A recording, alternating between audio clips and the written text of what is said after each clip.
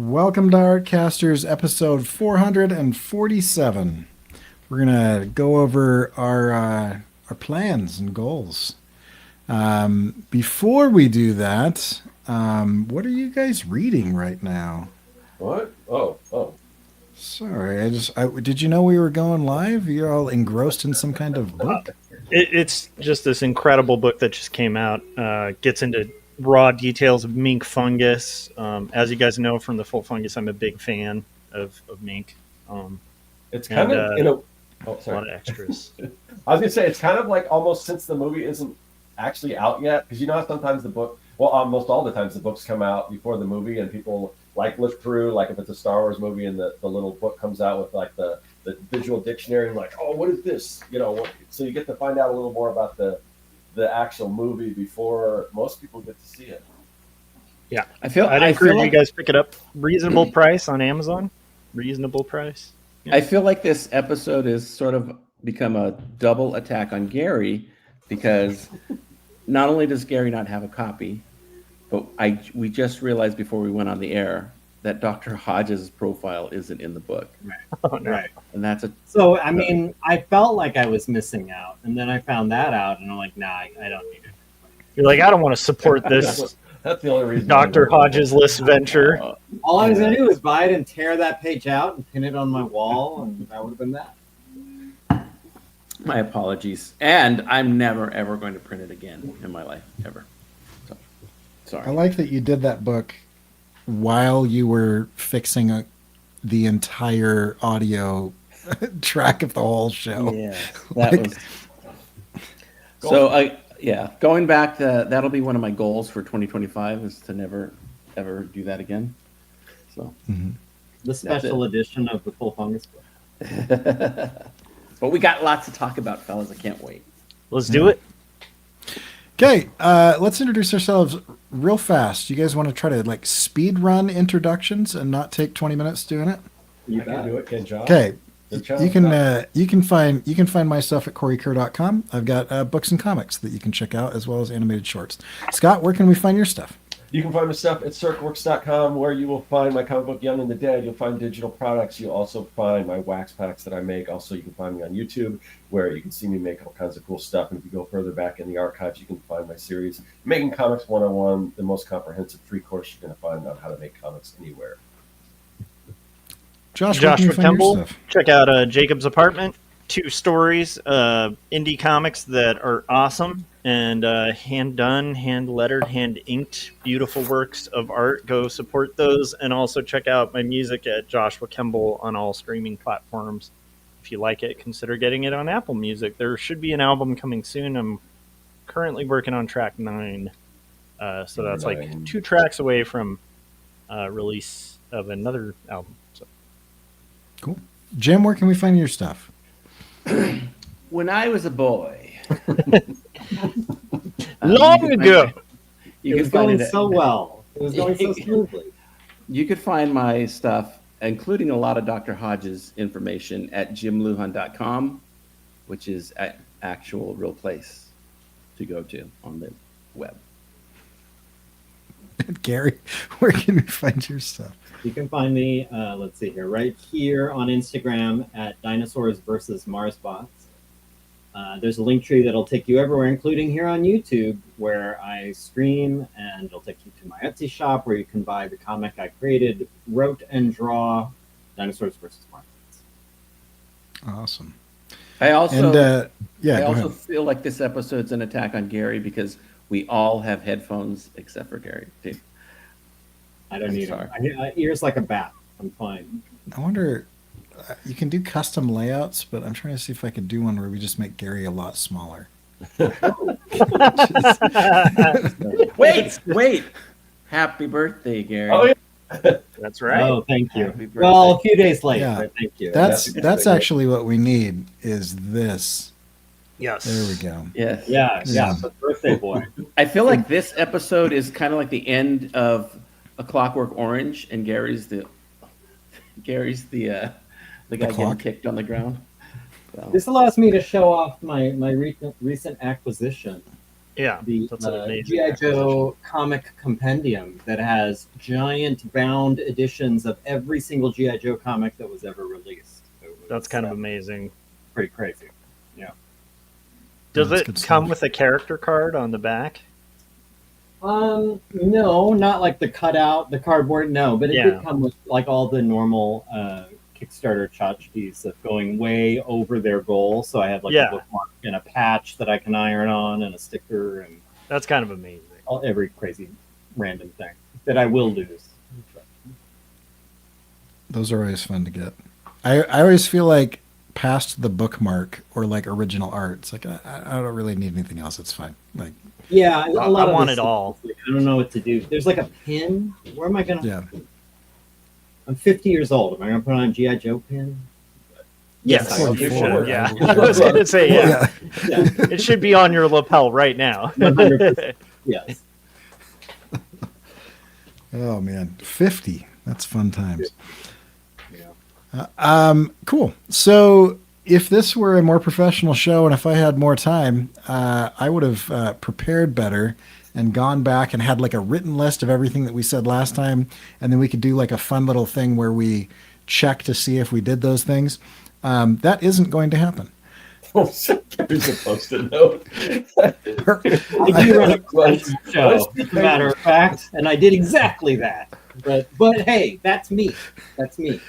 I was going to, but I had, I thought I was going to be able to maybe snag a nap in between when I got the show set up and now. But instead of that, and this is also good, but I'm very tired. Maddox, who's 6, is learning to read, and he spent 45 minutes reading everyone a bedtime story, sounding out every syllable very slowly. And I'm very proud of him with his perseverance, and his reading ability is really improving. And I am exhausted because I really could have used a 45-minute nap instead. but yeah, anyway.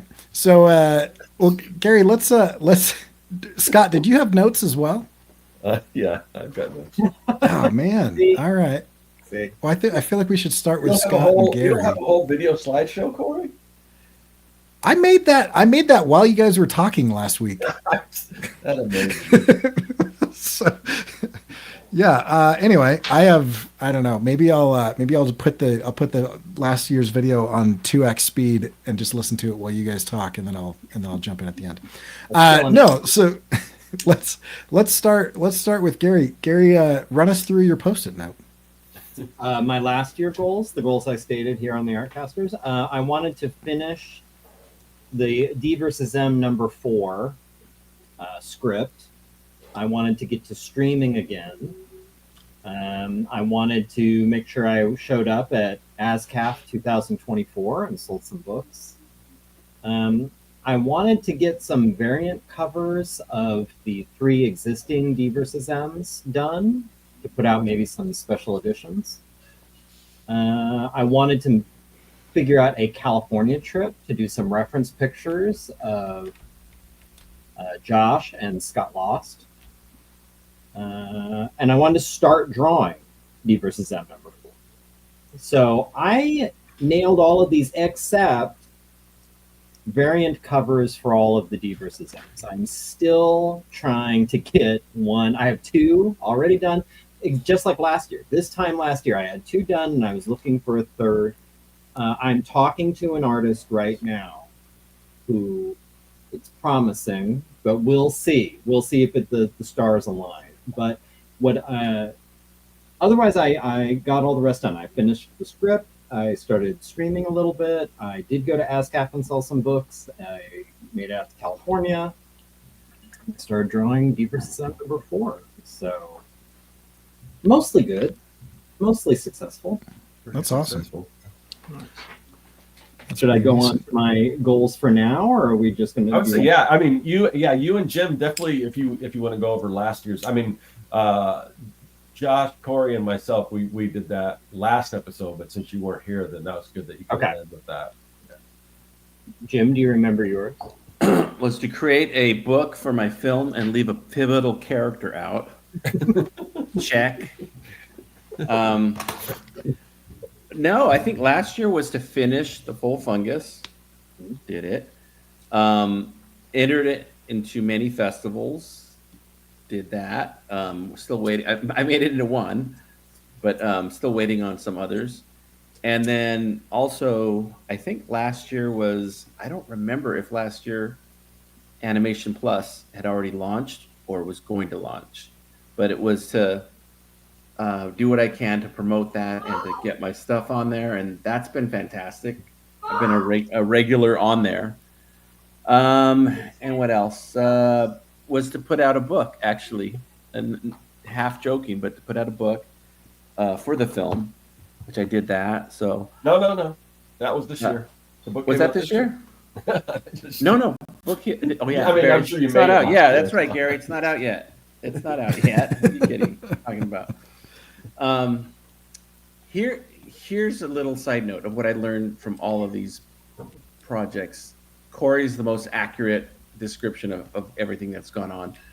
And that is, like, I took on a lot. I knew it was a lot to take on, but I technically cannot. It's there's just too much on a plate for me to technically check every box and get everything. There's things that get left out, such as characters out of the book or in the film. I having technical problems with the audio at the and then having to fix that, and just even little things where I forgot to include this in the film. It's just I realized that the creation part 100% great fun. I didn't have any problems with that.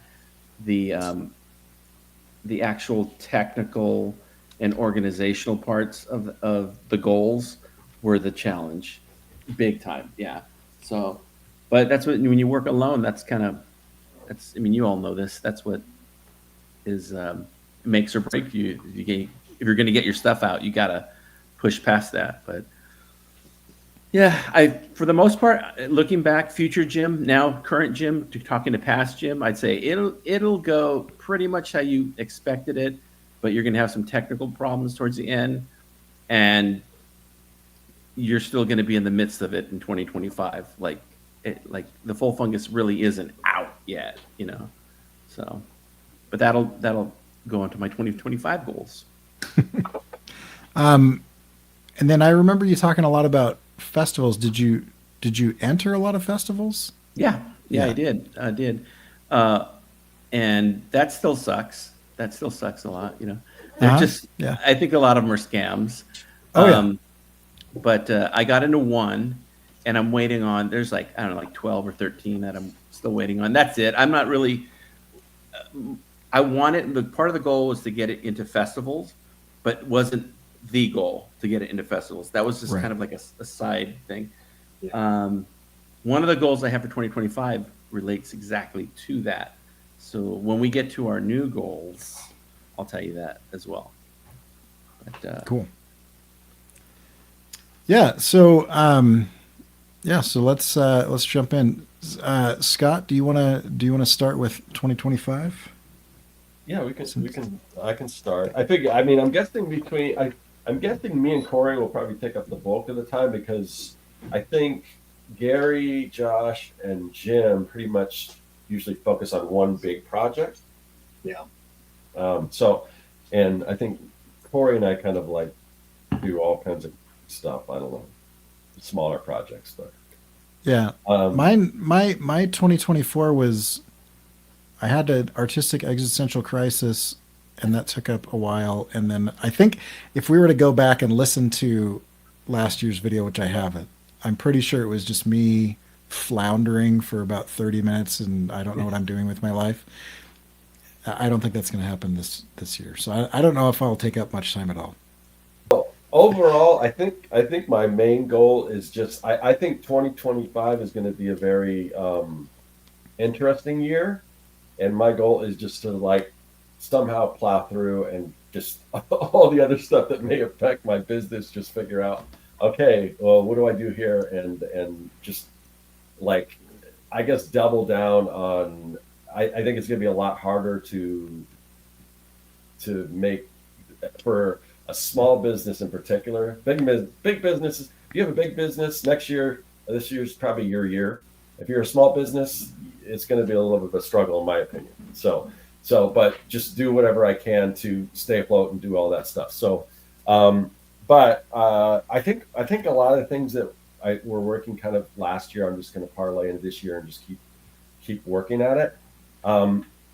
So I'll just kind of go down. I've got a list of a number of things. So the first thing on my list is digital products, which I think last year I made the prediction or made the goal that I was going to create at least one new digital product, which I don't think, which I know I didn't do, but I did make some headway in that category with some of my existing digital products. And because those are doing so well now, it just makes perfect sense for me to create more of those. So the first one on the list, I've got a product called the Amazing Comic Book World Builder. It's probably the best product I've ever made. The problem is I did that as an exclusive with Design Cuts, so I can't sell that anywhere other than on Design Cuts and on my website. But it's like that product has kind of run its course. Like the sales have like dwindled. So what I would like to do, I would like to talk to Design Cuts and see if I can make a different a Procreate version, because this one is for like Adobe Illustrator and Photoshop. But I'd like to make a Procreate version under the, assuming that I can sell it other places. So in my mind, it's a kind of win-win for them. They get a new product, and then I'd be able to sell it other places. So with any luck, if I can do that, that will be a digital product where a lot of it's already created. There's going to be additional things that I would have to do, like brushes and redo the brushes and certain things to make it work for Procreate. But I think that would be a really good seller, assuming I can do that. If I can't do that, I may just take that idea and recreate, kind of the types of things that are in there and just recreate from scratch, which I don't want to do. So we'll see what happens with that. But that's the first one, because that's a nice big product that hopefully I can take and make a different version for a different software, and maybe even do one for Clip Studio or something. I don't know.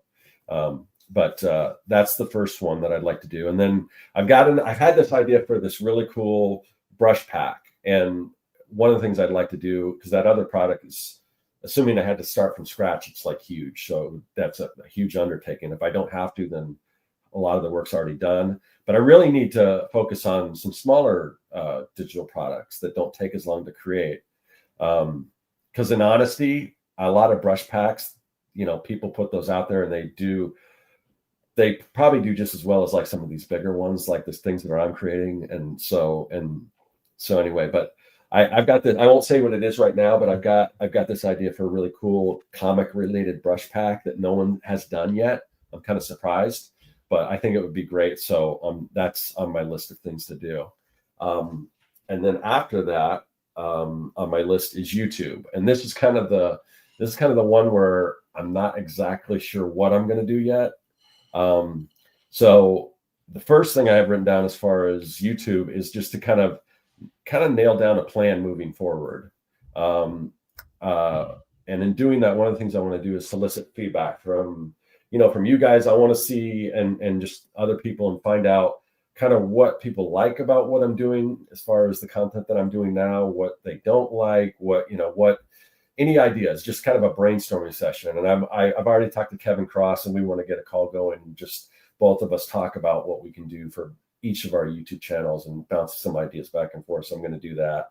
And I know some of you guys have already provided some feedback. I know Jim's provided me a little bit of feedback on things he thinks about the channel and stuff. So I want to get more of that and kind of figure out, because I really love the content that I'm doing. I just have to figure out a way to get other people to figure out about that. So that could be a whole new channel that's just dedicated to that stuff, which probably will be, but we'll see. That's on my list here. And let's see, what do I got here? So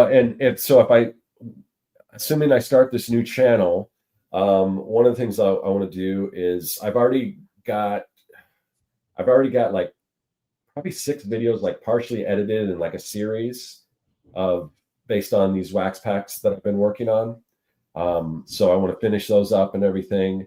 And then I want to explore some ideas of what I can do to kind of make more content, but less of a time investment, like smaller projects that I can put together. Because I think part of the thing with growing a channel is you, at least in the beginning, from what my understanding is, you got to put out quite a bit of content. And right now I'm averaging about one video a month, just because I'm not counting Artcasters or anything, but one video a month, just because they take so long. So these are just things I'm exploring.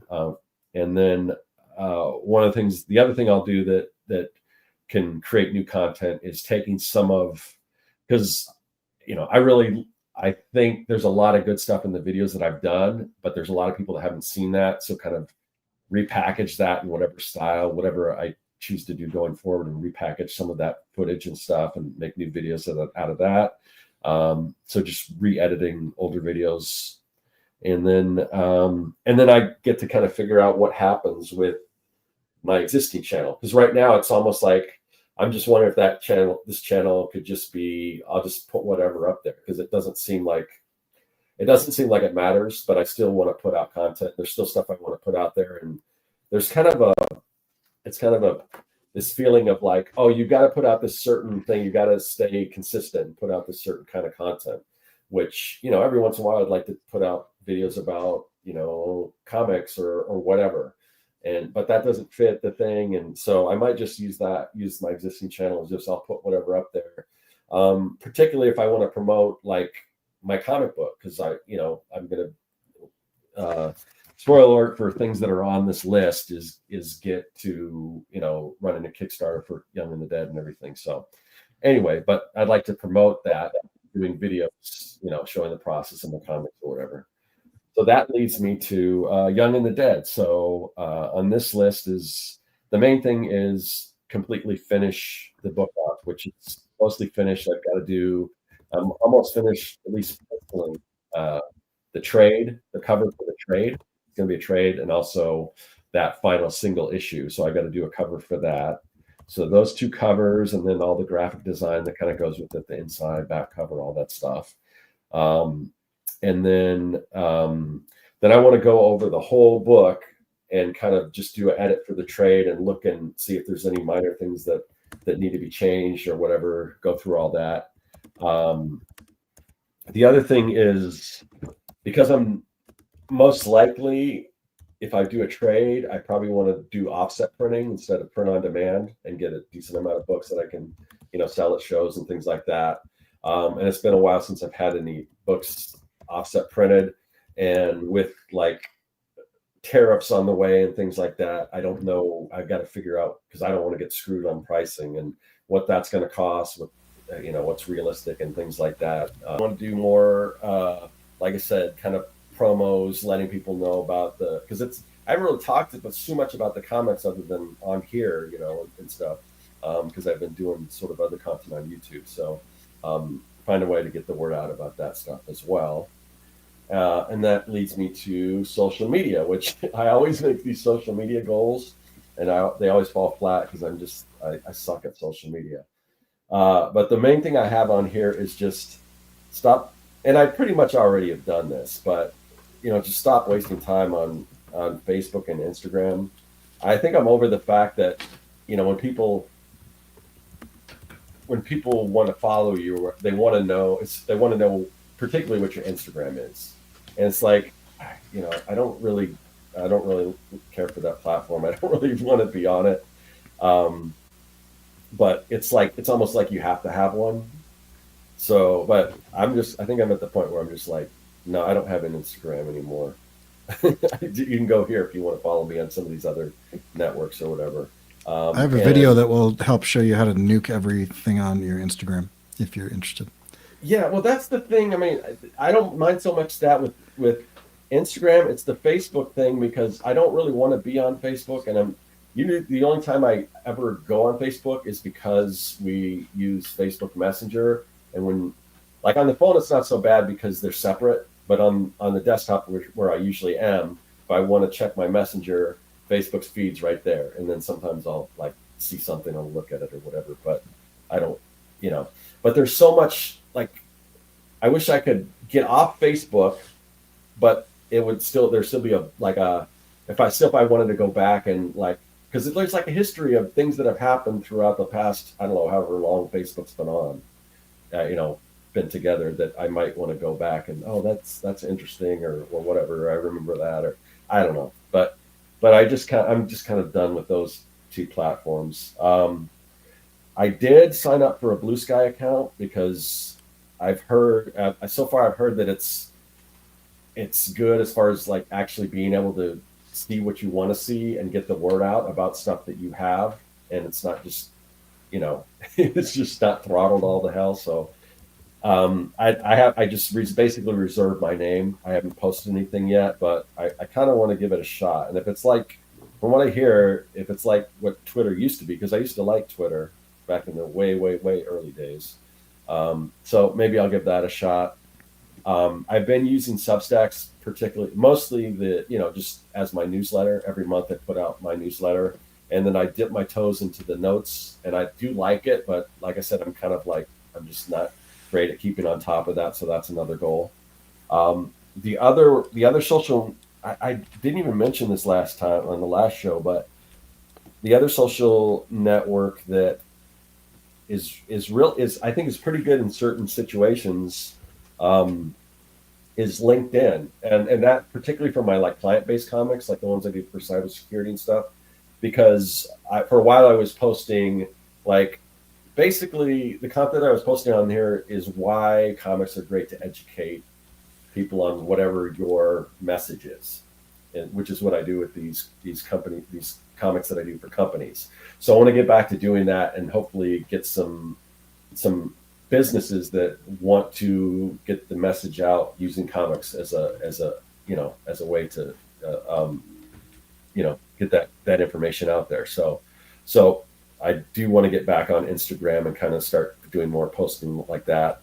And I think it's weird because I'm pretty good at like keeping on top of certain things like YouTube, but these other platforms, I just can't keep on top of them. So I think if I take the time up front, and because I've got a lot of content, particularly like if I go to a new platform like a Blue Sky or something, most of the people on there would have never seen any of my videos or anything like that. So there's a lot of content there that I could just take stills of or whatever and just put that together. And if I take like a weekend and just create stuff and build stuff to post and then just post it, every day or whatever, I think that's the best way to do that. So, like I said, I've never been too successful at social media, but that's kind of the goal there. And then next I've got, once I do launch that, did I not put, on the Young and the Dead thing, I forgot to mention the Kickstarter. Yeah, I want to run a Kickstarter this year, get that out there. And then once that is out there, I do want to start getting back to focusing on the new comic. And I don't have any hard and fast rules on this. I just like to kind of play around with it, do some sketches, get some story ideas.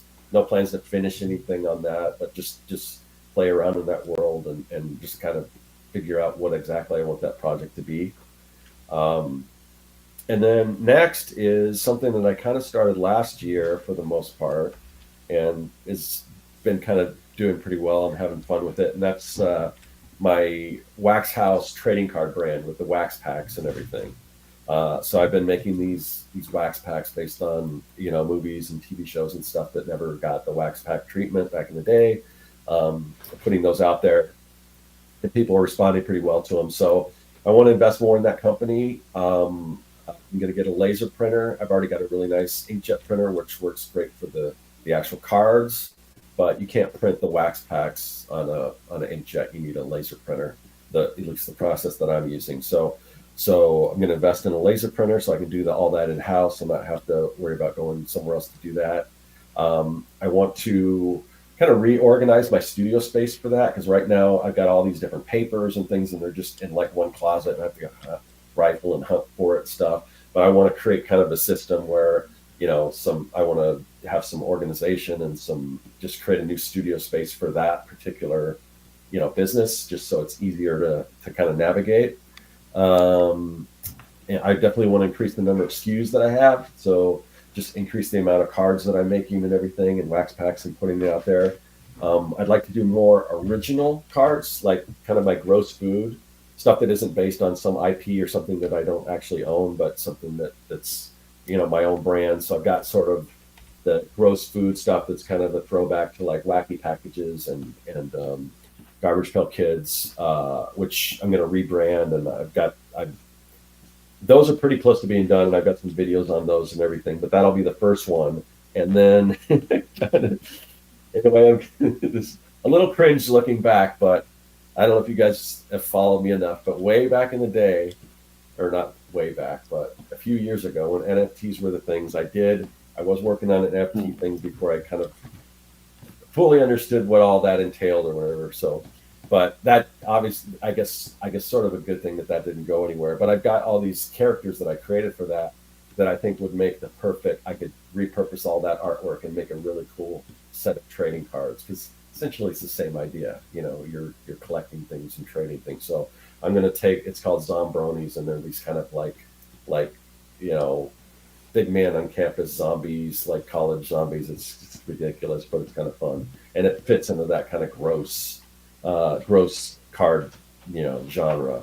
So I'm going to do that, and then I just want to interject and say it's kind of the same idea, except without like the rug pull scamming garbage, and you're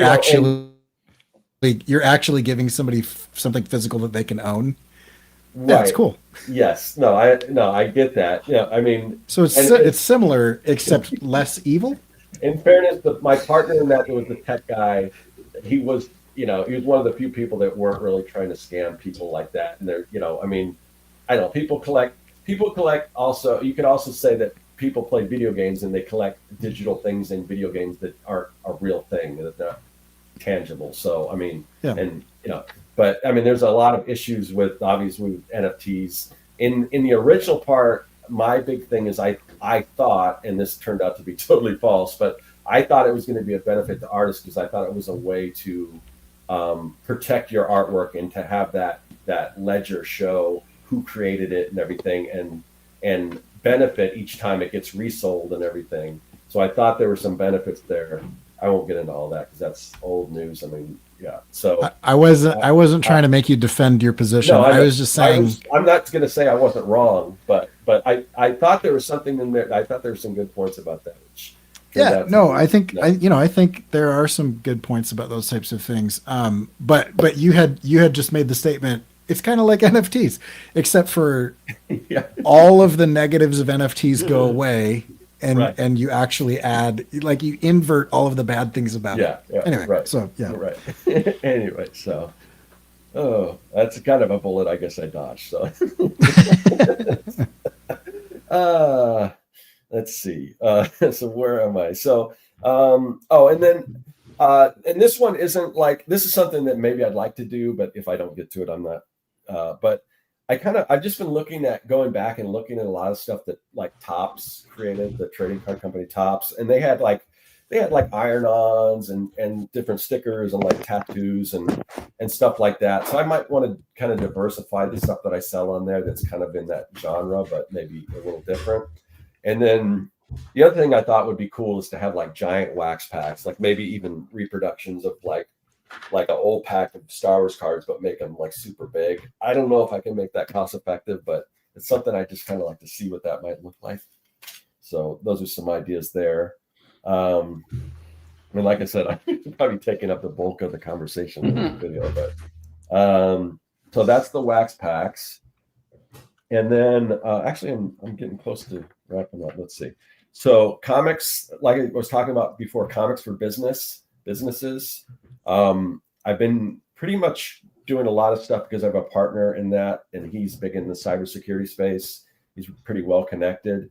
So most of the clients I've done that for in the past have been cybersecurity clients, but I can see doing this for all kinds of different companies, and doing like still having him handle anything that goes through cybersecurity, but just by myself, reaching out to other companies that aren't cybersecurity and then doing that, because, there's I can keep a bigger piece of the pie that way, and everything. So that's something I'd like to kind of do.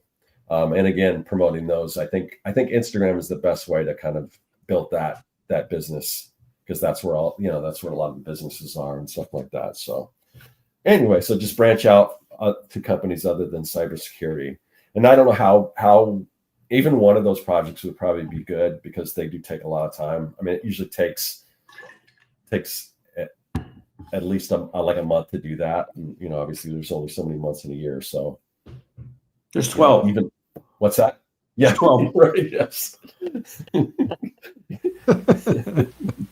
I just love after Jim said that, there was like this brief moment of just a proud smile. Like, that's right. Well, I got him. Nailed it. Nailed it. Okay. Let's see. So next on my list is conventions. Now, if you remember this, and I was like, there's certain things that you do without knowing it that you're like, wow, I'm so glad I did that. And I didn't, that's not the reason why I did it, but I'm glad I did. But before COVID hit, I decided to back away from Comic Cons, particularly the big ones and stuff. And that was probably a really good decision. But now things are coming back, and I don't want to, especially with the bigger cons, I don't really want to, there's just so much involved in that. And with the table fees and everything going up, it's just, I'm just not sure if it's worth it. But I always said, if one of these big conventions invites me as a guest, and I don't have to pay for the table, and I get to go to the green room and get fed for free and all of that stuff, and if it's a con that's out of town, if they pay for my lodging and everything, then yeah, I definitely would do that, because that's a whole different thing. So it sounds like I've already been talking to somebody at Phoenix Fan Fusion about that happening. So pretty sure I'll probably get invited as a guest to Fan Fusion. In that case, yeah, I definitely want to do that con. It's a big con. There's another con that's getting started in Tucson that I've been talking to a friend about, and he mentioned my name, and they'd be willing to pay for my table and then at least some of the lodging, I think, sounds like. So I'd be willing to give that one a shot. So ASCAP, which is the one that I've in the past we've done, Gary, I've done it with you and with Scott Lost and Keith Foster. So I was just, they had all just this year, they just got their invitations and everything. And I'm like, I haven't got mine yet. And they said, well, just message them. And so I messaged Ryan, which you've had on the show before, who runs it. And like within like 15 minutes, he wrote me back. He says, oh yeah, just fill this out and we'll put you next to Gary and Scott and Keith. So I'll be going to that again. And then, so those are the ones that I'm planning on doing. And then hopefully they'll do another, because they had the cocktails and comics too. Maybe they'll do that again. Yeah. But I do really like these smaller conventions that are comic focused. I mean, they tend to do pretty well at that. And with that, I want to, figure out what I want to actually bring, because I'm not doing, before when I was doing comic conventions, I was doing more of the mad scientist lab products and all that kind of stuff. And now it's I kind of changed my focus to more nostalgia type stuff. So, and comics. So I definitely want to get more of my comic workbooks printed. Like how you can make your own comics. So all those, like I've got a series of workbooks that do pretty well. And that's what attracted Phoenix Fan Fusion to me, is they want some more stuff like that that's kind of geared towards, they said kids definitely can use these, but they're kind of all ages for anyone.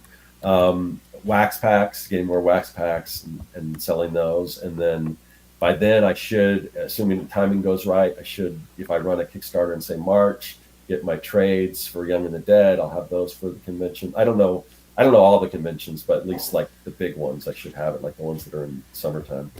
And then even toyed with the idea of, I did that print with the playing card print with the Harley Quinn and Joker. And I'm like, I know if I did more of those, they'd do well.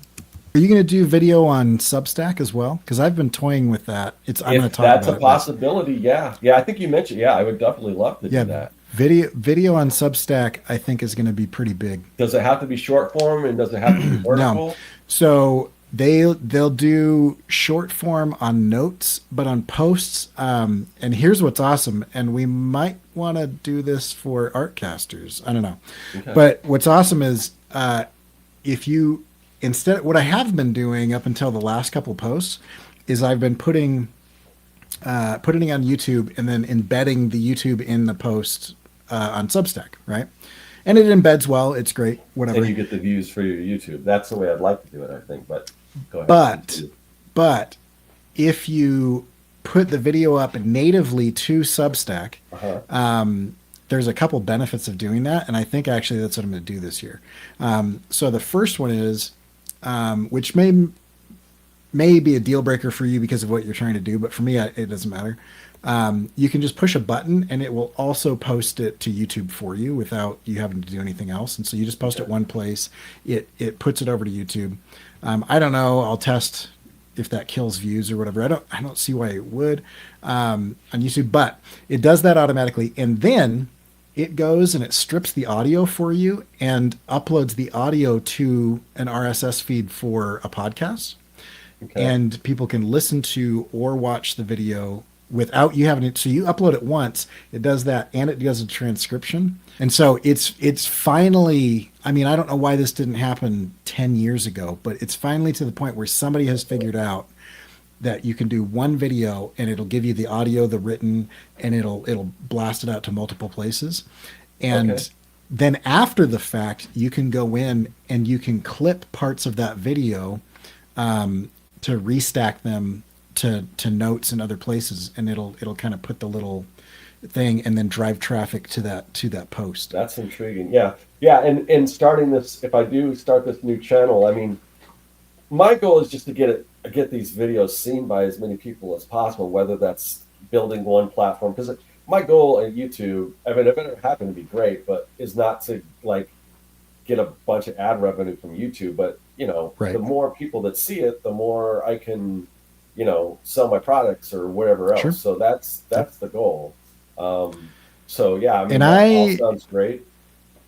Yeah, I think, and I'll get into this more on mine, but I think Substack and Blue Sky are that's where I'm putting all my eggs in those. That's what I'd like to in do. those two Assuming I can baskets. get to the point, and maybe if it gets to the point where I just like it so much, because I remember, or like I said, way early days of Twitter, just I enjoyed being on there and stuff, and I just haven't really felt that with any social media of late. So maybe that in itself, if I enjoy it, maybe I'll and if it's valuable, if you can actually, if it actually, and it's not all about money, but I got a mortgage to pay and stuff, so Sure. the ability to actually link out to other people, and the ability, from what I understand, get the people that follow you to see your stuff, Yep. because those are the people that actually care, and that not all just a bunch of ads and stuff like that. It seems like the way social media should be. So yeah, I like that idea. We kind of gone back and forth with the Artcasters as a podcast, and I definitely like that idea. I think some of the problem is just because the audio might not always be the best, because we've got I've got dogs barking in the background. It's and fine. and Don't worry about that, man. It'll work. It is. I mean, it is what it is. This show is not ever going to be like a really polished and produced situation. It's going to be people getting to listen in on a conversation of artists and friends. It's and so I've always thought that would be interesting. But I think we could go back in the archives, right? And you've got a year's worth of content that you could post one of these a day, and you'd be a year and a quarter of content. We already have the Artcasters on Substack, and then you got your Substack, and I got mine, and so yeah. I'm kind of curious. Those of you that are kind of watching in the chat, would that be something that you guys would be interested in? Is like go back to like Artcasters #1 and then the next day we post number 2. You know what I mean? Like, is that something that's interesting? Let us know if that's something that you would listen to or whatever, because you can always watch them. But I just think podcasts are more portable and they're easier, and you can turn your phone off and put it in your pocket. And anyway, it could be something, you know. And then you get a cool surprise to look into, like 100 episodes in. I'll show up. You know, it'll be great. We should definitely. And I know in the beginning a lot of those were pretty rough, but I do love the idea that you can take little snippets from there and stuff like that. I mean, we should kind of look into that. And Scott, don't worry about your mortgage, man. I told you I got you. You got me. Yeah, I see your net worth on online. So yeah, if you can help me out, I was looking for my big benefactors, my friends with all the cash. You come to me on my day of my daughter's wedding. So I do have one more thing on my list, and this is something I'm sure probably everyone is going to touch on because it involves you guys too, but that's just community. We had a great retreat last year. I'd love to do something like that again. I'm sure we will in some shape or form. And then I just put other things on here as far as, you know, I put Creative South on there. I don't know, Corey, if you have thought any more about that, if that's something you might be open to again this year. I know it seems like we've been off on a year but I just put that on there. Eventually, whether it's this year or next year, I mean, I definitely would like to go back to Creative South. So I put that on there. Yeah, Creative South is awesome. Unless something fairly significant changes, I'm probably out for a while on that, though. I love it. It's great. Financially, for me, it doesn't do much. Yeah. And but it, you know, it was good, and I met cool people. Yeah. So I like that. But I've got to definitely. Oh, go ahead. Oh, I was just gonna say I've got a budget at work where I can do a certain amount of things for professional development every year, and I've got some other plans for that cool. Over the next little while. All right, cool. So, cool. All right. So other than that, I put drink and draws on there. I'm always open to doing stuff like that. Just hangouts. I know. I mean, I think Gary and I have been talking about just getting together with our significant others over dinner for a while. So I'd like to do something like that at some point. We can celebrate Gary's birthday a little late. And then my favorite part about that is saying it publicly on the internet so that it's super awkward for him to turn you down. I got one last thing on here. And I don't know, you know, I've talked about that. I don't know if this is something we can make happen, but I've talked about, and that just a trip out to see Corey. You know, I've been wanting to go out there and you know, hang out. He's come out to my place before. So I would like to do that. I think summer would be awesome for that. Yeah. So that, you know, but in any way we can get together, hope, you know, if we could all get together again, like before, that'd be great. Or if we could have a couple of different ones where maybe I see a couple of you guys at one place and then the rest of you guys at another or something. I don't know, but we definitely have to do more of those kind of in-person meetings, and definitely, you know, whoever can make it, we need to do another retreat.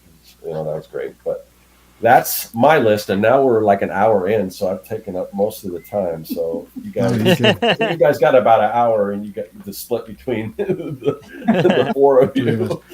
I'll just say I'd love to have you guys out. I've got enough room, and in the winter the cold plunges are good, and in the summer you got all kinds of things: rock climbing, kayaking, you know, lots of fun things. So nice. All right, I have actually a crazy busy schedule, but it's all basically pretty simple to list. So the key is I have to finish about 96 pages of comics, so that needs to happen soon-ish, like by May. Also, yeah, that's the goal. Cool. And then I also have to finish the curriculum for semester 2, writing and creating a curriculum for the color area of Art 1. So I managed to get through black and white, through the basics of composition and light and shadow, shading, volume, perspective. design, layout, that kind of stuff. Now we're getting into color, so I'm going to have to develop, on color theory and all that basic stuff for a high school level, which I'm eager to do. And then the key thing is balancing all of that somehow with full-time college, where I'm going to be taking 4 classes to get my credential, which will be my third kind of degree thing. So that's going to be a pain to get going and kind of stay balanced and somehow manage to get everything else done. But and then I will say in the next few weeks to next few months, expect a couple music albums. No Saboteurs have been cooking probably our best album yet. I have my friend, our drummer, is actually coming up tomorrow to track the last song that we need drums to, because the original drums didn't work out on that one. But the album's getting close. It's getting mixed and stuff, and it's kind of like the closest to perfection on music that I've gotten with my friend and with my friends, and so I'm really excited to share that. I'm going to be finishing another album shortly after that, and then my goal is to continue to kind of do my daily habit of like 15 minutes a day doing music, because that's been really fun, and I really get a lot of joy out of that. So once I'm done with it's hard to even think a year ahead, because I'm so knee deep in this project. But once I'm done with this book, I do want to instantly switch gears, not lose momentum, and start getting into 2 Stories book 2, because it just needs to happen and needs to get completed, so that I can then quit comics and basically become like a pawn shop owner. I'm kind of kidding. I don't know what I want to do after that. I think whenever I'm done with this and 2 Stories book 2, I might actually take like a year's break from comics and just paint or something. I don't know. It'll be interesting to see. But I'm so hooked on comics, I'm guessing. Oh, go ahead. As a heads up, if you do that, I will relentlessly hound you to get back into comics, and then the moment you do, I'll take credit for it. I love it. The sad thing is, though, knowing me, I probably will have some crazy long projects planned by then, because I'm hooked on this thing, I think, whether I like it or not. And I don't know. Anyhow, so that's basically the next year. Is the big goal is going to be to somehow juggle all of this and maintain my mental health and my physical health. And that's going to be a real challenge, because, again, I talked to a couple first-year high school teachers recently, right when we got on Christmas break. There's a lot of, like, faculty get-togethers and stuff like that.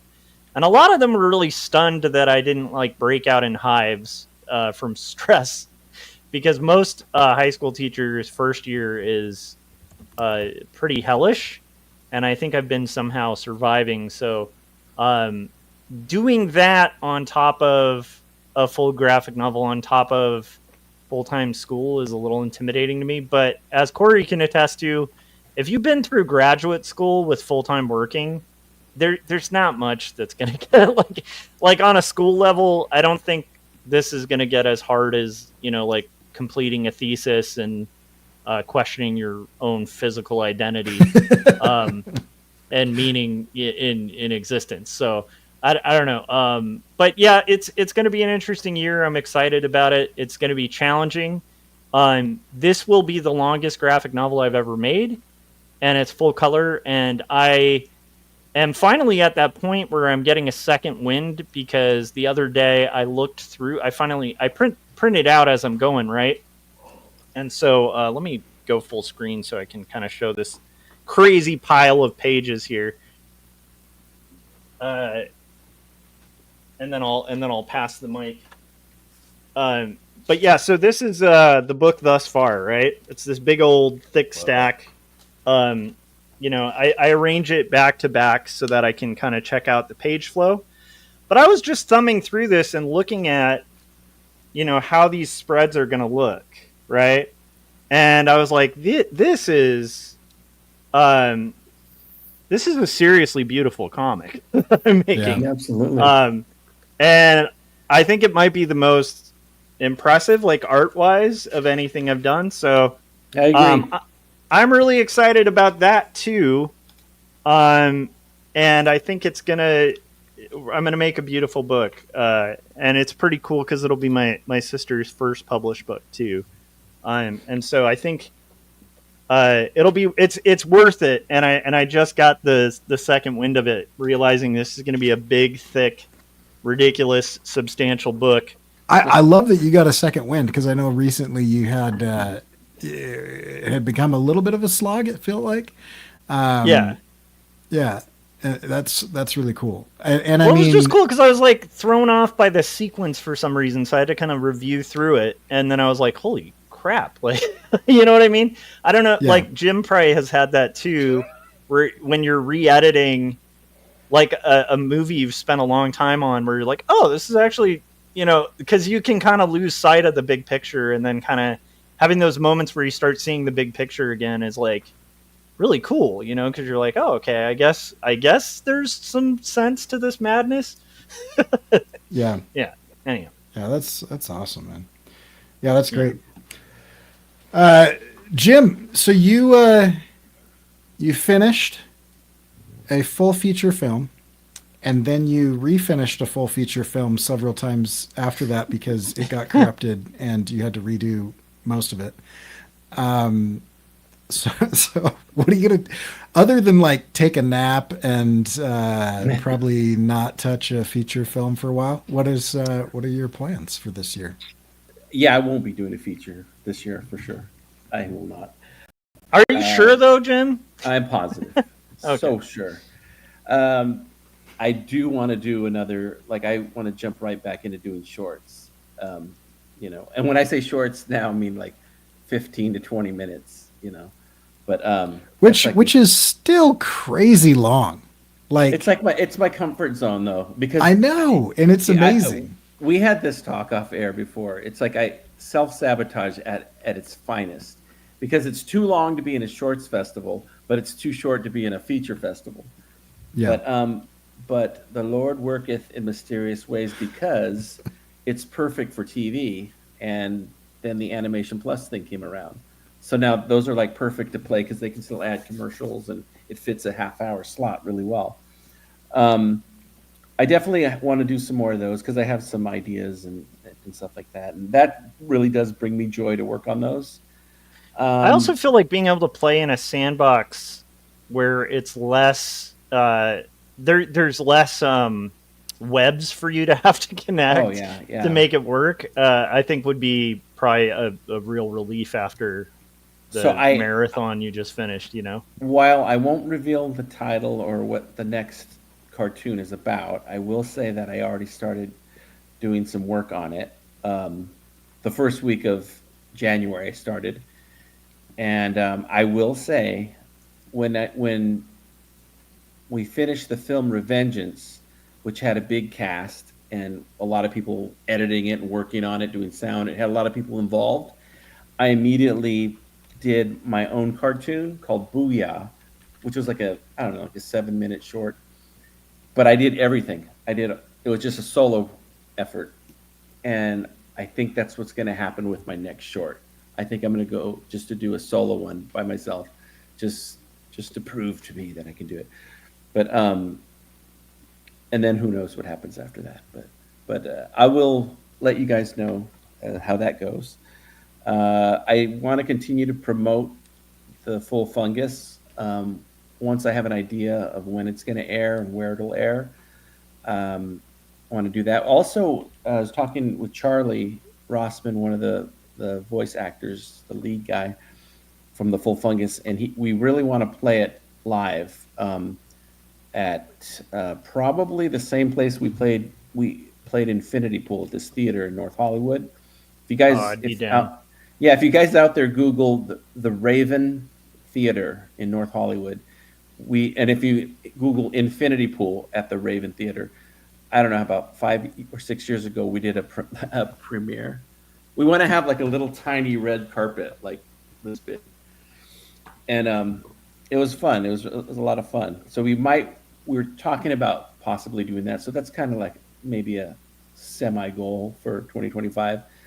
Um, Besides doing more stories, because I have a lot more stories that I want to tell um, in 2025. I think this year, at least the first half of this year or the first quarter of this year, is going to be very music based because, oh, here, let me put this in the chat. Maybe you could repost this. But I launched a really fantastic music channel on YouTube Yes. called The Grand Supper. And for those of you that are familiar with the Fake Explosion, which was a music podcast that I did with all my fake bands over the years and friends and different situations musically, this is kind of like the Fake Explosion, except for this is a collection of singles of songs, some of them 30 years old, some of them a year old, some of them in between. Multitude of fake bands, fake artists, real artists, but all the music's original. It's not AI music. And some of it was recorded on a beat up little Tascam multi-track recorder. Some of it was recorded on the computers, everywhere in between. But I've got hundreds and hundreds and hundreds of songs. There's a lot of material that people have never heard and probably should never hear, but they will on the Grand Supper. And the truth be told, the reason I launched the Grand Supper, and this is absolutely true, is because I wanted to be able to listen to it in the car without having to look for all the songs on my drive or whatever. I said, you know what? It would be nice if it just hit play.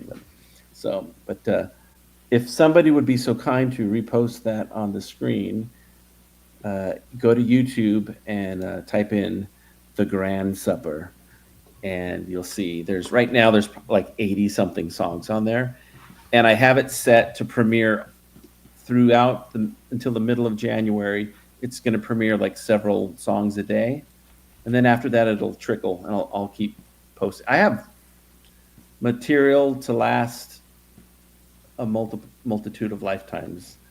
So Really? there's a I've been huge listening back to some of the catalog. songs on there. It's great. Yeah, it's Yeah, like so- Prince's vault, exactly. Yeah, but Exactly Jim like Prince's Lujan's. Vault. So yeah, I need all of you to go. You know what? I don't ever say this, so I'm going to say this today, and I'll never talk about this again. But the Grand Supper, yeah, go like, subscribe, and comment, and pass it along. So that'll really help. Because I don't know if you saw my net worth has gone down to like sub 4 million. Oh, Yeah. man. Oof. Yeah. Well, I don't know what That's I'm gonna hard do. times for Mr. Lujan. It's rough times out there. They had to Yes. let go of 2 of their butlers. And it Yeah. was- Well, my it was a- butler's butler. We had to let him go. But so, anyways. Oh, okay. So here's a little goal I just thought of right now. Speaking of this book that you can get on Amazon. Gary, look me in the eyes. Okay. That sounds really creepy.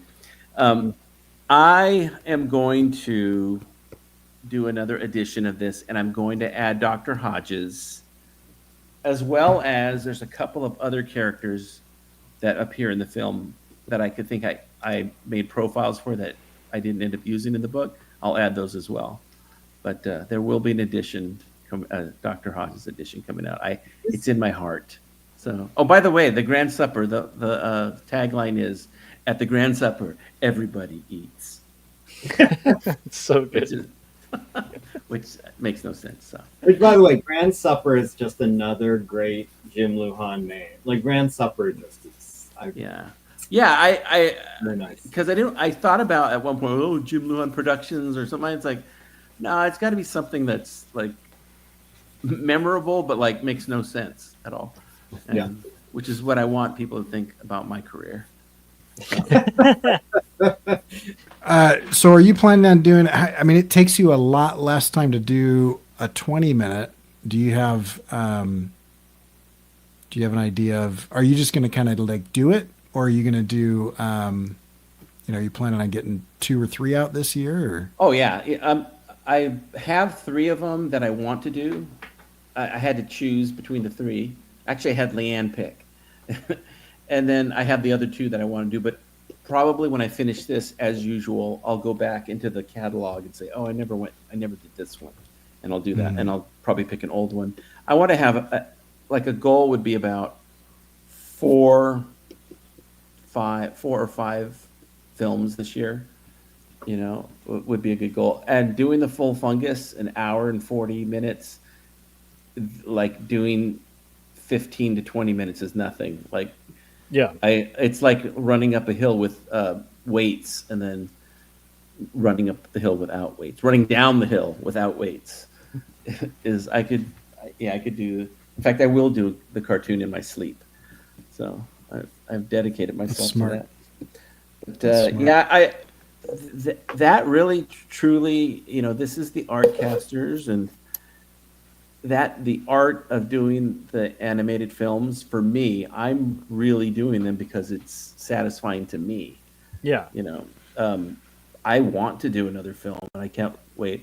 But again, it's balance. I don't want to be the full fungus. There were times where it was like every free weekend, every free moment, working on it. And it was fun, but I don't want to do that. I want to have more of a balance. I want to get back to nature this year. Go to Idaho. Yeah. That's where it's at, man. That's where all the We should just go to Idaho, visit the Potato Museum, and never visit Corey. That's what we should all do. Just go to Idaho, send Corey pictures of the Potato Museum, and be like, I've never been. Yeah, Corey, for some reason, has like a special property on his property that, where he talks about playing the most dangerous game for some reason. Yeah. I don't know what it is. Yeah. He mentioned that to me too. Yeah. I'll just tell you, it's you can hunt all kinds of game, but there's just a different level up here in Idaho. Corey told me that the fear makes the meat taste better. Yeah, which is so wrong in so many ways. But, and with that, I'll. And I want to do the Crestline retreat again. That's my other goal. We should try to make that happen. Absolutely. Keith, that was fantastic. That was Scott, fun. Keith, if you're out there, let's make it happen. Yeah. So Gary, you've got your drawing. Yeah. Are you gonna wrap D versus M in 2025, or that's the goal? Are you gonna freestyle that rap right now, or is that? A little bit. I was excited. Appreciate you asking. I didn't want to just volunteer. So no. If everything goes according to plan, I should be starting the last page of D versus M number 4 in the middle of November. And my goal is to submit the print order in very early December, and hopefully have the comic in at least my own hands, but maybe ideally customer hands before the new year. Like that's really why I was pushing hard to get the drawing going, because I wanted to get the book, even if it's December 31st, I wanted to get the book out this year. I wanted to really start getting into this every other year release thing. So yeah, the biggest goal for this year is just page a week, drawing. I'll be finishing page 13 tomorrow.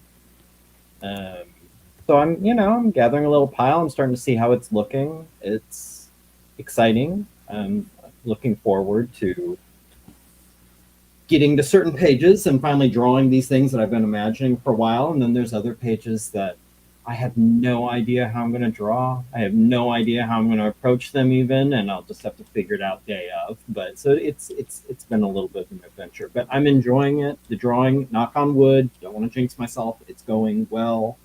I'm pleased with how the things look. I think it's going to be an interesting book, and this is one of the goals for every single one of these, but I think it will be the best one yet. I always want the one I'm working on to be the best one yet. I don't know why you would even bother if you thought like, well, I don't know if it'll be the best one. Like I always, and I, so far so good. I'm excited to see it done. In terms of other goals, con wise, I'm a little bit like Scott, where I am not interested in Phoenix Fan Fusion. I'm not interested in any kind of big show, but I'm definitely doing ASCAP in March. That's late March. If they do another comic and cocktails and comics or whatever it was, like that little pop up thing, like I'm down for that. I'm down for any day show, like one day show. If it's multiple days, I'm not interested, especially when I'm in the middle of drawing. I just don't have time. It's going to be painful enough to sacrifice a Saturday to ASCAF because the weekend is usually my most productive stretch drawing. I mean, I don't have day job responsibilities. It's like I pretty much hunker down Saturday and Sunday and draw. So that'll hurt a little bit. It'll put me behind for the rest of the week. But I love ASCAF, and it's always gone well for me. So for sure, related to ASCAF, the one goal I missed last year was variant covers for all the D versus M's. I am, as I mentioned, talking to an artist right now about maybe doing a variant cover for D versus M #3, or 1979, or The Scientist, or the one about Dr. Wagner, however you want to think of it. I'm optimistic. If I can get it to happen, I would like to sell variant limited covers at ASCAF this year. Now, for that to happen, I basically need art from the artist by end of February. You know, when is ASCAF? It's like third week of March or something. Okay. Yeah. So to give me time to get it printed, what I'm going to do no matter what, though, and this is a goal for ASCAP. Right now, I'm short on copies again. I've pretty much sold through. I'm waiting to reorder to see if I'm going to be able to get to do this variant cover. If not, I'm going to just reprint the 3 I have, but perfect bound, which is something I've talked about here in the past. I'm going to do like basically the square binding with all of them. So that's kind of a new direction, I guess. A new thing I want to try for all sorts of reasons. I've talked about it before. I think I want to start doing all the D versus M's perfect bound. This will be my test to see how they look, how they feel, if I like it, whatever. I'll at least do a small run for ASCAP, see how it goes, and then probably from this point on just only do perfect bound for D versus M. I have some art adjacent things here. And this kind of is similar to something that Josh was talking about. I want to, drawing is intense, and it's what most of my non-day job time goes to when I'm in the middle of drawing a book. So I think the importance of mental and physical health goes up when you're doing this to yourself, when you're just sitting all day at work and then coming home and sitting all evening drawing. So I want to maintain, I've been really good with my gym routine. I want to maintain, not my Jim Lujan routine, but my gym GYM routine. I want to maintain that. I want to be going to the gym at least twice a week, ideally 3. I want to perhaps just as importantly reestablish my meditation practice. That was something I did for years and years, and like clockwork, every day I meditate. At least, even if it was just 5 minutes, like I did it, made time for meditation. I got out of the habit. I need to get back, especially again when you're burning the candle on both ends. I think it really, really helps. I would like to also maybe do a yoga class once a week in addition to the weight training and the meditation. I think that would kind of cover all my bases, and that would be nice. That's not as important to me. If I miss the yoga thing next year, I'm not going to feel like, oh, I blew it. But definitely gym and meditation are important to me. I want to, this doesn't sound like this sounds like kind of a silly, like, oh, well, that's a nice goal, like a fun goal, but actually I think I'll have to make the decision to do it. I want to see more movies in the theater. I want to see. I used to see movies all the time in the movie theater. It was one of my favorite things to do. And I think COVID and lockdown kind of broke that habit for me, where it's like, well, I'm not going to a movie theater. And when then everything came back, I just found myself never going and waiting for things to get on streaming or disc or whatever. I've been trying to get back into it, and I've been talking to you guys like over Christmas and New Year's. I saw both Nosferatu and A Complete Unknown in the theater. And I just remembered how much I enjoy that. I remembered how much I enjoyed, like, at least once a month finding some movie to go see in the theater. I think it helps. It's enriching creatively just to see stories for me, and I want to make a choice to do that more often. That's it. I think that's pretty much, that's going to be my 2025. Love it. Cool. Yeah, that'll be good. I'm excited to read. I'm excited to read your book when it comes out. Having previewed the script, it'll be awesome to see. I'm excited. It's still a surprise to me. Yeah. It'll be a surprise, like always. I'm excited. I'll be eager to share it.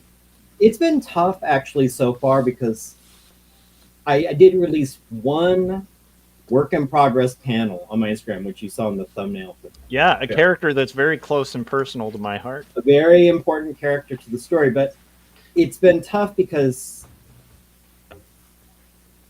I like to preserve, like, I kind of, even if you're not Scott and you're like, oh, I read the script, whatever, like the look of some things, it's like, oh, I want to save this for when you get it. So, you know, you can see these things, but I will say, and it's not often I'll pat myself on the back, the 2-page spread I did, I'm very excited about it. And it's been tough not sharing it. It's been tough not just like sharing it everywhere because it's like, I think it looks pretty cool. And there's lots of other elements like that where it's like, oh, I want to share this and I want people to see this, but I'm resisting.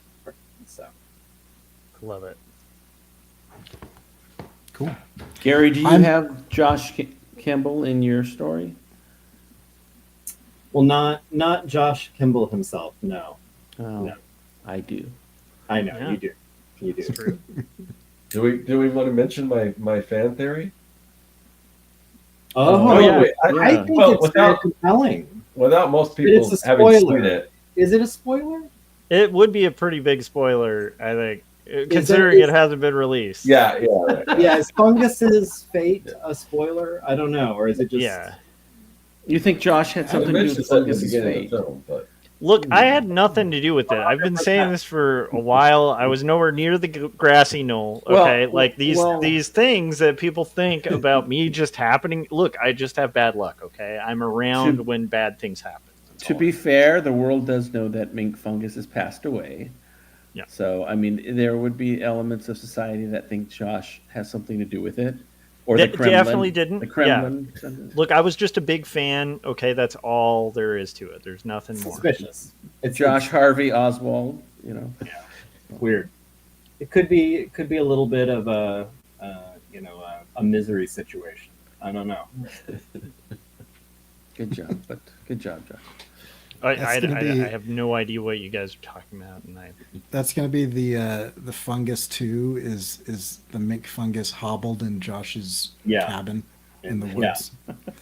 He rebuilds mink fungus. Making him do a new album. Yeah. it's true. Yeah. Finish that album. Josh, can you say cock-a-doodie real quick? So, okay. Yeah, so I never know what to say on these. I think I famously hate making goals. So I think I'm going to do the opposite of what Gary is doing. I am going to continue to share pages of my comic as I make it, and I love the way Gary's doing his book, and then I enjoy reading it all at once. And I'm gonna do the different one. So I think, quick, Cole, I was just gonna make. I think it's funny the comparison. There's kind of a like if you look at like the Artcasters versus like making comics, they're kind of very close to the chest as far as like what they put out there, as far as even the names of comics and things like that. I think we're like, and I even heard them mention at some place about like when they started talking about their books, I was kind of shocked. They were like that we put that much stuff out there, but it's just two different mindsets. To me, I think of it as promotion, even though I haven't done as much with my book, just because this last issue has so many spoilers. But it's kind of interesting that there's these two ways to approach creating a comic. And one is just like keep it very, on the down low, and one is just sharing everything. So Yeah, I think one is financially viable, and the other one is the way I'm doing it. I think that's. I think that's true. But yeah, so yeah, it is very interesting. I don't have a problem with the way anybody does their comic. If you want to keep it close to the vest, but I think kind of my philosophy on life tends to align more with just like get the information out there, let it be free, let people read it and consume it and share it how they like, and that isn't an indictment or a criticism of any other way of doing it, because I totally understand and agree with the rest of it. But it's been interesting doing this. I've got a few pages out. I got a few pages out at the end of last year, and I'm about to drop another 5 or 6 here pretty soon. And nice. I don't know. I'm gonna be experimenting with it a little bit, I guess. I think a panel at a time is too frequent. A page at a time might be too frequent, but is more in line with like the way I used to do webcomics when I was kind of bigger into that space. And I don't know if like 5 to 10 pages at a time is too seldom. But anyway, it's been an interesting thing, and so I might experiment a little bit with like the frequency that I'm kind of doing those pages or not. I'm not sure, but it's been really working to do like 5 to 10 pages in chunks. So I'll write 5 to 10 pages. I'll rough and then pencil and then ink and then I've colored 3 or 4 pages just while we were talking, and so it's going really well that way. But at the same time, I also wonder, like, and I don't even know if this matters, but like, it'd be interesting to see if I'm going to get a different response if I start dropping fewer pages more frequently. I don't know. So there's some of that I'm kind of experimenting with. I'm doing it on Substack, and I have 2 Substacks. I might have shot myself in the foot. I'm not sure. It's a little bit like what you're talking about, Scott, with YouTube. But I've got the comic on one and I've got the book on the other. And Corey, remember your insurance. Do not shoot yourself in the foot. Okay. Yeah. Do they go to the same feed on Notes though? Because I think when we post to Artcasters, doesn't it go to my feed on Notes? Yeah. So Notes is based on the author. Right. Okay. And then the posts are based on the publication, of which an author can have multiple publications. Right. So yeah, all of my notes are going to whoever subscribes to either one, or follows me if you don't want to subscribe. Anyway, and then I think I'm going to do more. I think I'm going to do more videos. I was actually thinking, like, there's a couple of videos that I've done over the last few years that I really like. The concept of, but I don't necessarily like the edit. And so I was considering going through and cutting out some of the fluff and like making them really lean and mean and cutting them down a little bit. Like the Foley video that I did for Put Your Heart Into It, I think is a great video, but every time I show it in class as an example of like content that you can make while you're making your art, which is kind of my philosophy of like, make the thing that you want to make. Don't make content, right? Don't focus on making content for social media. Screw those guys, whatever. But if you want to build an audience, you can use the production of what it is that you want to make and the byproduct of that can be content. And so I've always like, made these little tutorials or little snippets or little time lapse videos while I'm doing the thing that I want. Instead of just focusing on, I got to figure out what's trending right now on TikTok and do some stupid little dance, or like what's the best audio to use, or whatever. It's like I'm gonna make the thing that I want and then do the content. But I was thinking, like, that Foley video, there's a couple spots in that I always skip, and I just think they're boring. And so I'm thinking, like, because I'm gonna experiment with like Substack video, going in and like cutting old YouTube videos down to just be more entertaining and all killer, no filler, a little bit shorter, and then putting those up. I think that'd be interesting. And then I might do that same thing now that you mention it, Corey. Just because Yeah. I'm kind of planning on doing some of that if I do a new YouTube channel. But why not post that to Substack? Now that we'll have to talk about that. Yeah. I'm interested in your strategy on that. Yeah. I'm interested in my strategy too, because I don't know what it is yet. But Well, that's what I'm talking about. We should kind of hash it out and maybe come up with strategy for both of us. Yeah, absolutely. And I'd love to. I'm always happy to share what's working and what's not working, and ideas that I've got and things like that. But I think that'll be interesting. I'm going to continue to write Heart of Eternity, and that's. I'm 12 chapters into that. I didn't do a chapter a month last year, but I averaged a chapter a month. I did some months I had 3 or 4 chapters. Some months I didn't put anything out. But that story's moving along, and I think I've got it to a spot where if I wanted to wrap it really quickly, I think at any point in time I could wrap it up. I'm not interested in hip hop wrapping it now. up. Now you can rap. Go for There it. we go. Wrap it. You said anytime. Drop a beat, Josh. Hit me with some sick beats. Mom spaghetti. Sorry. But yeah, I'm not interested in wrapping it up. It's kind of I think what Jim and Josh are doing with music is kind of what I'm doing with that book. It's like a palate cleanser that I do like in between things, and kind of as a way to just kind of like get some stuff out. I don't find it taxing or anything creatively. So it's just that's like one of the easier things I'm working on. Corey, So are I'm you gonna gonna, keep doing that. are you gonna do a full assembled audiobook? Like all in one, or assemble what you already have?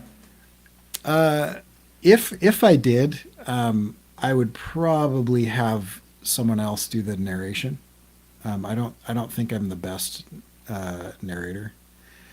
As I go back and edit it, it's just painful to listen to how poorly I'm doing it. Well, I think you do a good job. There is one thing I remember the last one where you're like, and in an English accent, and it's like it's almost like you pause for a minute, like, am I going to try to do this? No, I'm not. Not at all. And if you look closely at that video, you will see a little note come up on the screen that has an asterisk next to it that says, "I'm not even going to attempt an English accent." But yeah. So yeah, the character is quoting something in an English accent, and because I'm a poor narrator, you just got a slightly higher pitch. That's You were like, That's what I'm "Why, hello doing. there, governor." right. No, but yeah, I like the book. I think it's good. I'm enjoying it. I have multiple endings that I'm heading towards, and I'm not sure which one I'm going to do. But my intention is not to end it this year. So I'll just keep it going, and if at some point in time there is an ending that really lands and hits me, then I might wrap it up. But I don't see that happening anytime soon. I'm enjoying kind of playing with some of the characters, and I'm excited to get back to some of the subplots that I kind of laid down. There's a terrorist organization that is really goofy and stupid, that I'm kind of excited to get back to and have them bumble their way through, thinking that they're doing things and just screwing more stuff up. Those are the 2 big projects. I think this is the first time in a decade where I've been okay committing to a longer project. And I don't know how many pages Rage of Enlightenment is going to be, but just in what I've got kind of roughed out, I'm probably, let's see, I'll be 20 pages into that, and so it's probably 150 to 200 pages to get to halfway through the story, I think. So it'll be a few years of doing this, I think, is kind of where I'm at with that. And that'll be fun. And I don't know if I'll kickstart something at some point or something like that. I'm not sure. But I'm liking what I'm doing now. And then just kind of social media wise, just leaning into some of the earlier, younger platforms that are not yet kind of broken down to the point where they're like abusing all of their users and stuff. Or run by And an so- oligarch, yeah. Right. Yeah. Yeah. So I've kind of, this is old news, but I kind of nuked everything that is kind of monopolistic, as far as that goes, except for YouTube. I'm still on YouTube, but I feel like YouTube hasn't really changed the way it's treated its creators. Not that it's never really treated its creators well, but it's not like actively treating them poorly. And so I'll probably still stick with YouTube and then continue to do that type of thing. So I don't really have any big announcements or plans on the creative side. I built a media server, and I've been kind of like making my way through stuff that I have on DVD that I've never gotten around to, like the old Buck Rogers TV show from the late 70s, and the original Battlestar Galactica from like 79, like some of those types of things. And that's been fun because it's the way I've got it set up now. I can stream whatever DVDs I've got anywhere in my house or to any of my devices and things. And so we're kind of cutting out some of those types of things as we go down.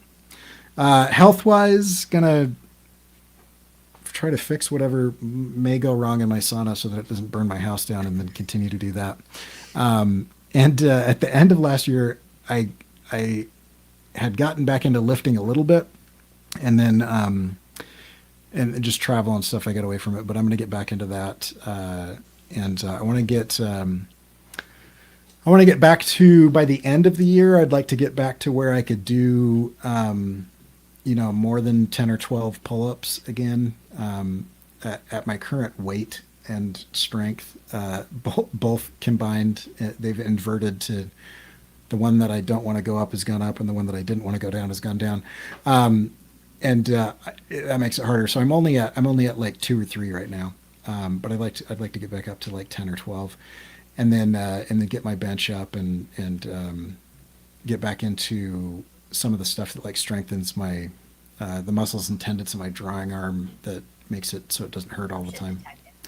So that's kind of just some. I think I've solidly moved into middle age where I don't really care what I look like. I just don't want things to hurt anymore, and I'd like to last as long as possible. so that's kind of that.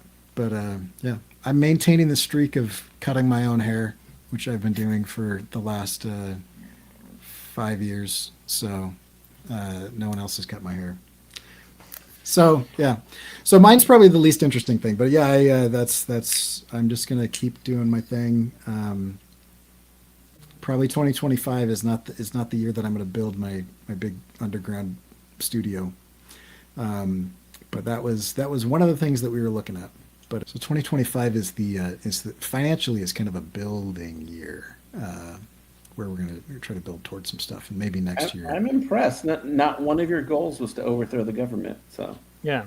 that was pretty good. Big change from last year. Yeah, there's some things that they just happen on their own and they don't need my help.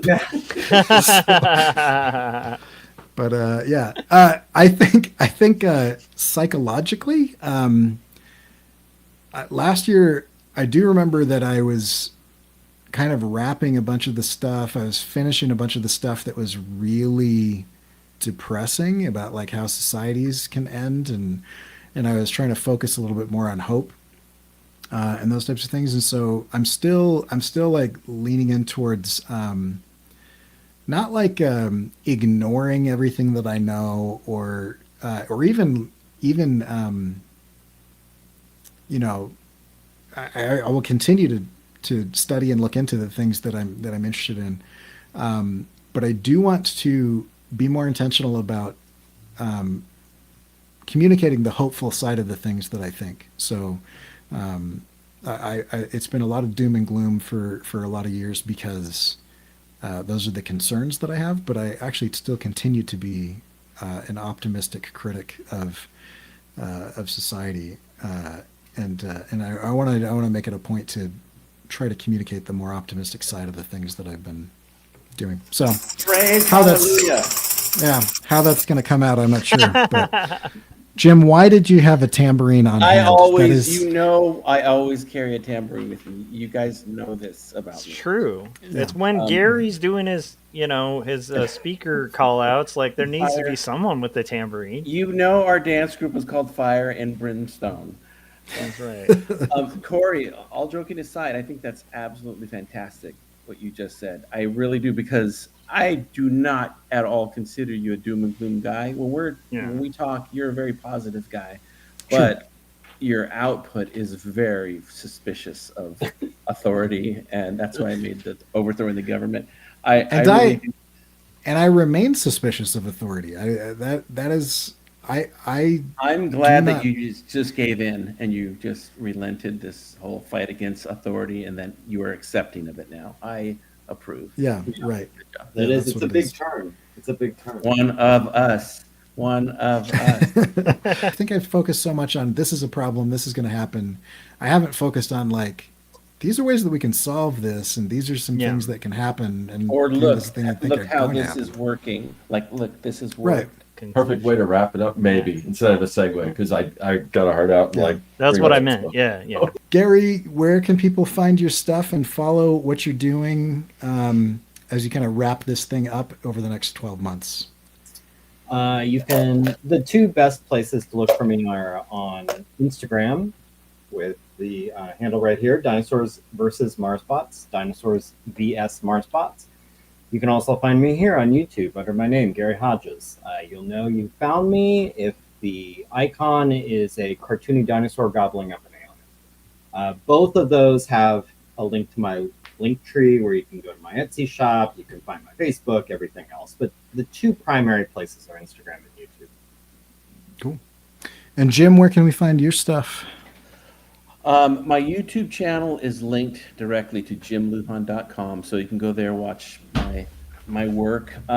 If you want to watch the full fungus, the entire film, you can get the top secret government clearance. You can get the password if you became a patron at patreon.com/Jim Luhan. Any level, you get the password, and you can watch the whole film. And lastly, but not leastly, please go to the Grand Supper on YouTube. I think it's youtube.com/The Grand Supper. And just start randomly like, and subscribe. Oh, yeah. And I got a book out on Amazon. This is the first edition. There's going to be a second edition very soon. So hit the collector's item. Yeah, get it. Dr. Hodges version. Get it while it's hot.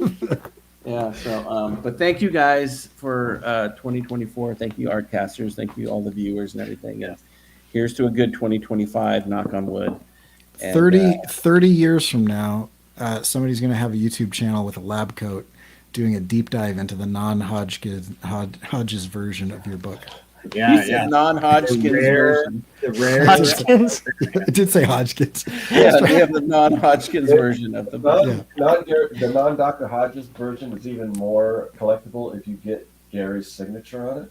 Yeah, That's true. Right. I'll have to take like one thing out of this book, even though I'm adding like 2 or 3. But I'll take one Are thing you out. at the page limit? No, but just so it's a collector's edition. So Oh, like, I this see. version So has. you this need page. both. I see. Yeah. Yeah. Yeah. So I like it. all right. Cool. Did we do Josh? No, we haven't done Josh, right?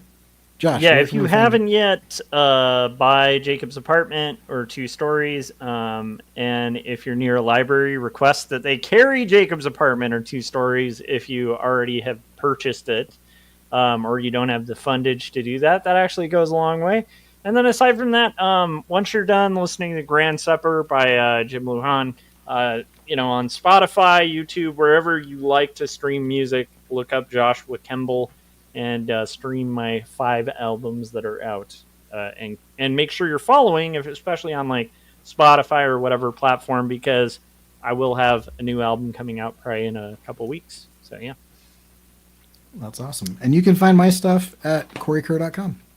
I've got a book where you can read the first 12 chapters, read, listen to, or watch the first 12 chapters to see what happens when time starts to slowly break down, and what that would do if people slip from their present moment and de-age or get older.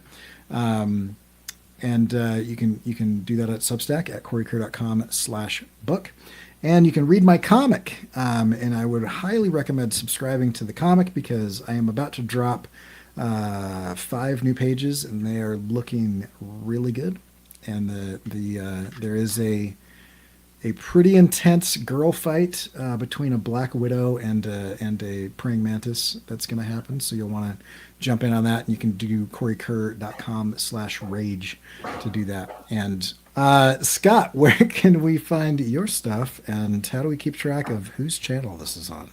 Yeah, you can find my stuff at circworks.com, and by stuff I mean my comic book Young and the Dead, digital products that help you make comics better, faster, more efficiently, and what else? Wax packs, all kinds of stuff, prints, and I also have a YouTube channel where you can find videos of me reinventing nostalgia. You got to see the video stuff, basically understand what that is, but you won't regret it.